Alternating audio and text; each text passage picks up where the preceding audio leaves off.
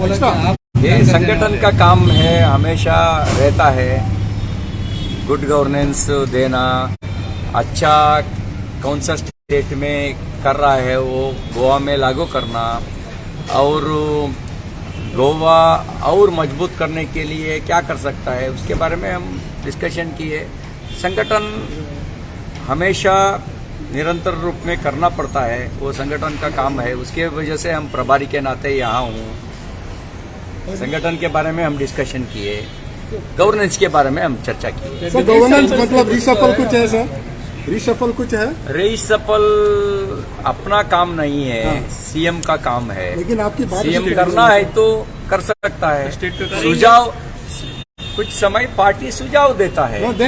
Guidance में sir discretionary power CM के पास है, उनका काम है। आपके पास डिस्कस किया है वो सर? आपके पास डिस्कस किया वो? ऐसा चर्चा नहीं हुआ। स्टेट इश्यूज डिस्कस किया है? स्टेट इश्यूज कुछ डिस्कस किया? इश्यू स्टेट इश्यू कैसा इश्यू है? टैक्सी वाले का इश्यू था, टैक्सी टूरिज्म सेक्टर ये अपना मीटिंग में डिस्कशन हुआ नहीं।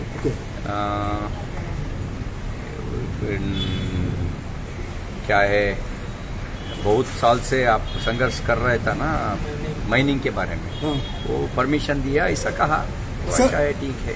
सर और एक बात है कि जो 8 एमएलए आपके पास आए वो अभी खुश रहेंगे या वैसे ही रहेंगे? गोवा जनता के लिए अपना सरकार है।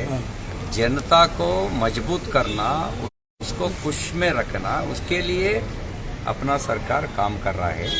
व्यक्तिगत रूप में हर आदमी को संतुष्ट करना वो ऐसा नहीं है, बट भाजपा में संतुष्ट रूप में वो लोग शामिल हुए है, सभी संतुष्ट है। एक हफ्ते के पहले प्रधानमंत्री जी आए थे, सब लोग स्वाभाविक रूप में खुश में थे। सर इनको मंत्री नहीं है, खुश है मतलब ठीक है, आराम खुश है मतलब रिशफल कुछ नहीं है, कैबिनेट में कुछ चेंजेस नहीं होंगे।